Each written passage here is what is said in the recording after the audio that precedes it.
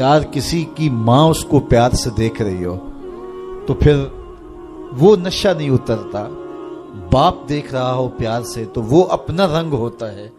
उस्ताद शफकत से देख रहा हो, मुर्शिद देख रहा हो किसी को तो फिर वो नशा नहीं जाता। तो क्या तसव्वुर में बंदा डूब जाए कि मेरा रब मुझे देख रहा है। तो जब रब शफकत से मोहब्बत से बंदे को देख रहा है तो फिर उसकी नमाज में क्यों लज्जत पैदा नहीं होगी, क्यों सुरूर पैदा नहीं होगा, क्यों कैफियत का जहां आबाद नहीं होगा। तो फरमाया कि वो फिर खुशू करते हैं, गिड़गड़ाते हैं, रोते हैं, इज्ज़ो इनकिसारी करते हैं। उनकी नमाजें फिर किस इन्हिमाक के साथ, किस मोहब्बत के साथ, किस प्यार के साथ अदा होती है। उनके सजदों की कैफियत क्या होती है। एक रिवायत में आता है बंदे को पता चल जाए सजदे में जो उस पर रहमतें उतरती हैं तो वो सजदे से सर ही ना उठाए, इतनी रहमतें उसके ऊपर नाजिल हो रही होती। तो वो अपनी नमाजों में खुशू करते हैं, लिल्लाहियत के साथ, खुलूस के साथ, इज्जो इनकिसारी के साथ, गिड़गड़ाते हुए, रोते हुए। अल्लाह अकबर। हुजूर अलैहिस्सलातु वस्सलाम जब नमाज पढ़ते थे तो ऐसे लगता था जिस तरह हुजूर के सीने में हंडिया पक रही है। इस तरह हुजूर अलैहिस्सलातु वस्सलाम का जो सीना अत्थर खौफ खुदा से, खशियत इलाही से जो है वो इस तरह हुजूर के सीने की कैफियत थी। हंडिया के उबलने की जिस तरह आवाज होती है। अल्लाह अकबर। वल्लज़ीना हुम अनिल लग़्व मुरिदून। और उन खुश नसीब लोगों की कहानी यह है कि बेहुदा बात की तरफ इल्तिफात नहीं करते। उनकी जिंदगी मकसदियत के नूर से माला माल होती है। ये बात की, उधर की उड़ा दी। चाय वाले खोखे पे बैठे 3 घंटे गुजार दिए, हमाम पे बैठे 2 घंटे गुजार दिए, फजूलियात पे बहस करते रहे। उनकी जिंदगी इतनी फजूल होती है कि वो बेहुदा कामों पे वक्त लगा दें। वक्त तो सबसे कीमती असासा है। कीमती असासा, सबसे कीमती कमाई इंसान यूं तो नहीं उड़ाता।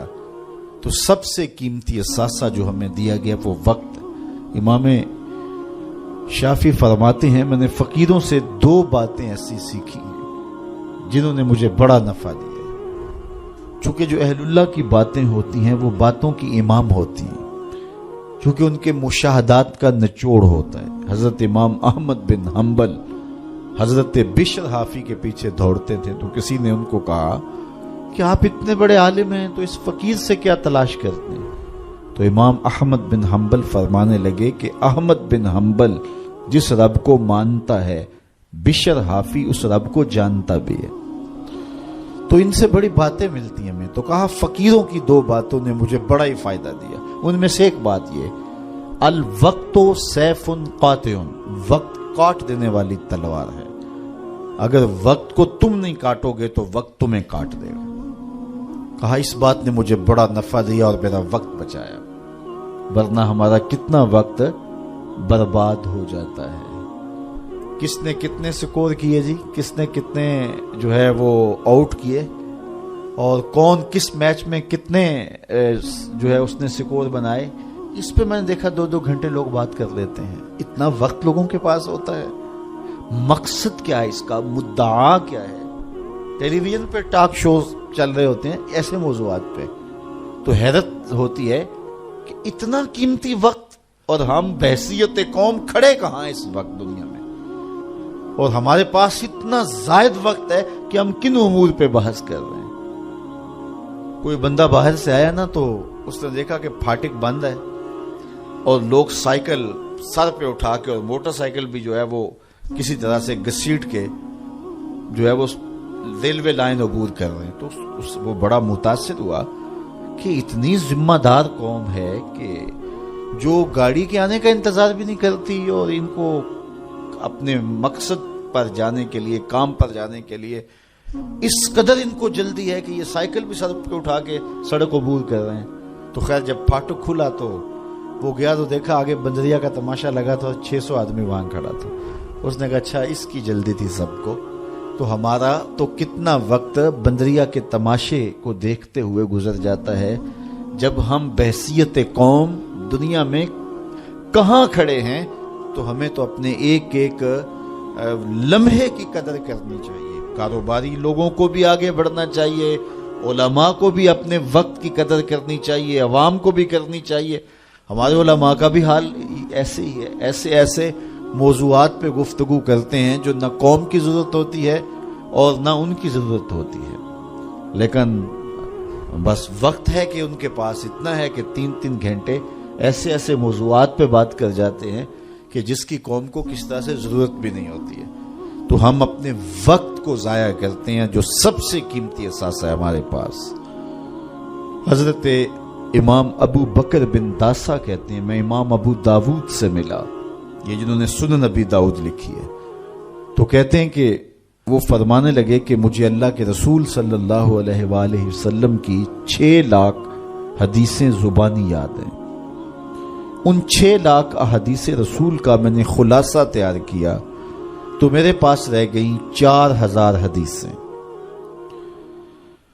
پھر میں نے زہد، مناقب، فضائل، قصص اور پچھلی امتوں کے تذکروں پر مشتمل حدیثوں کو الگ کر دیا۔ جن احادیث سے صرف مسائل شرعیہ کا استنباط و استخراج کیا جا سکتا تھا میں نے ان کو الگ کیا تو میرے پاس رہ گئیں 800 حدیثیں۔ ان 800 احادیث سے ہی پورے دین کو سمجھا جا سکتا ہے۔ جس طرح کہ قرآن مجید کی آیات میں سے 500 آیات ایسی ہیں جن سے احکام شرعیہ ثابت ہوتے ہیں، باقی کچھ پچھلی امتوں کے تذکرے ہیں، کچھ تنذیر ہے، جہنم سے ڈرایا گیا ہے، تحذیر ہے، اور کچھ تبشیر ہے، جنت کا بتایا گیا ہے، اس کے نقشے بیان کیے گئے ہیں، پچھلی قوموں پر آنے والے عذاب، ان کے اسباب بیان کیے گئے ہیں، اور بہت ساری چیزیں بیان کی گئی، لیکن جن سے احکام ثابت ہوتے ہیں ان کی تعداد، ان آیات کی، آیات الاحکام جو ہیں ان کی تعداد 500 ہے۔ اسی طرح لاکھوں احادیث کا خلاصہ جو تیار کیا تو جن احادیث سے احکام کا ثبوت ہوتا ہے اور مسائل شرعیہ کا استنباط و استخراج کیا جاتا ہے ان کی تعداد ہے 800۔ تو حضرت امام ابو داؤد کہتے ہیں میں ان 800 احادیث کا ایک اور خلاصہ تیار کیا تو میرے پاس رہ گئی 4 حدیثیں، اور ان 4 حدیثوں کے بارے وہ فرماتے ہیں اساس الاسلام ہیں، اسلام کی جڑ ہیں، اسلام کی بنیاد ہیں۔ ان میں سے ایک حدیث یہ ہے، من حسن اسلام المرء ترکہ ما لا یعنی ہے، کسی شخص کے اسلام کا حسن یہ ہے کہ وہ ہر بے مقصد کام کو چھوڑ دیتا ہے، ترک کر دیتا ہے۔ تو جب بے مقصد کاموں کو ہم چھوڑ دیں گے تو ہمارے پاس پھر وقت کا مصرف بڑا خوبصورت ہوگا، لیکن ہمارا کتنا وقت بے مقصد کاموں میں گزرتا ہے۔ میرے ایک دوست کہتے ہیں یہ جو ہم موبائل سنتے ہیں اس میں ہور سناؤ نکال دیں تو کتنا وقت بچ جاتا ہے۔ بات تو 1 آدھے منٹ کی ہوتی ہے، وہ کہتے ہیں ہور سنا تو کتنا وقت اس میں ہمارا برباد ہو جاتا ہے۔ تو ہم اپنے وقت کی قدر کریں، ایک ایک لمحے کی قدر کریں۔ جو قومیں اپنے وقت کو بچاتی ہیں، وقت کی قدر کرتی ہیں، وہی سرخرو اور سربلند ہوتی ہیں۔ پھر لغو کاموں سے اپنے آپ کو بچایا جائے۔ یہ ان لوگوں کی کہانی بیان کی جا رہی ہے جو فالح ہیں، کامیاب ہیں، جن کی دنیا بھی بہتر ہے، جن کی آخرت بھی بہتر ہے۔ قرآن نے پورا نصاب دیا ہے۔ یہ سورہ مومنین کی ابتدائی 11 آیات ذرا ان کو ملاحظہ کیجئے۔ کامیاب شخص جو دنیا اور آخرت دونوں میں فالح اور کامیاب ہے، اس کی صفات کیا ہیں، ان کو ہم اختیار کر لیں۔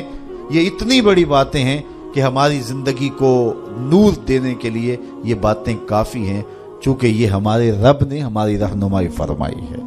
والذین هم عن اللغو معرضون، وہ لغویات سے اپنے آپ کو بچاتے ہیں اور محفوظ رہتے ہیں لغویات سے، اور بیہودہ باتوں کی طرف التفات نہیں کرتے، توجہ نہیں کرتے۔ والذین هم للزکاة فاعلون، اور وہ زکوٰۃ ادا کرتے ہیں، چونکہ زکوٰۃ ادا کرنے سے حب دولت کم ہوتی ہے۔ اقبال نے بھی کہا تھا حب دولت تلف می سازت زکوٰۃ، زکوٰۃ حب دولت کو کم کرتی ہے۔ جب انسان زکوٰۃ بھی نہیں دیتا اپنے مال سے تو اس کے دل میں دنیا کی محبت، دولت کی محبت چمٹ جاتی ہے جو اس کا چین چھین لیتی ہے، اور اگر زکوٰۃ دیتا ہے تو پھر حب دولت کم ہوتی ہے، اور اگر وہ راہ خدا میں مزید صدقات دیتا ہے، خیرات کرتا ہے، تو پھر دولت کی آزمائشوں سے اور دولت کے ساتھ جو فتنے آتے ہیں ان سے وہ بچ جاتا ہے۔ دولت جب آتی ہے تو اپنے ساتھ بہت سارے فتنے لے کر آتی ہے، تو وہ فتنوں سے بچنے کے لیے صدقات کثرت کے ساتھ دیے جائیں، دولت راہ خدا میں خرچ کی جائے، تو پھر فتنوں سے بھی بچے گا اور گناہوں کا کفارہ بھی بنے گی۔ تو وہ زکوٰۃ دیتے ہیں، اور یہ بات ذہن میں رکھیں، زکوٰۃ دینے سے یا صدقہ دینے سے دولت کم نہیں ہوتی۔ میرے حضور نے ارشاد فرمایا، قسم کر کے ارشاد فرمایا، حضرت ابو کبشہ الانماری رضی اللہ تعالی عنہ سے مروی ہے، حضور نے 7 چیزیں ارشاد فرمائیں، جن میں 4 چیزیں حضور فرمایا بغیر قسم کے بیان کرتا ہوں، اور 3 چیزیں میرے حضور نے فرمایا میں قسم کر کے بیان کرتا ہوں۔ اللہ اکبر! جب حضور رب کی قسم کریں تو پھر کتنی بڑی بات ہوگی۔ تو فرمایا میں اللہ کی قسم اٹھا کے کہتا ہوں، ان میں سے ایک بات فرمایا، ما نقصا مال عبد من صدقہ۔ یار کسی کی ماں اس کو پیار سے دیکھ رہی ہو تو پھر وہ نشہ نہیں اترتا، باپ دیکھ رہا ہو پیار سے تو وہ اپنا رنگ ہوتا ہے، استاد شفقت سے دیکھ رہا ہو، مرشد دیکھ رہا ہو کسی کو تو پھر وہ نشہ نہیں جاتا، تو کیا تصور میں بندہ ڈوب جائے کہ میرا رب مجھے دیکھ رہا ہے۔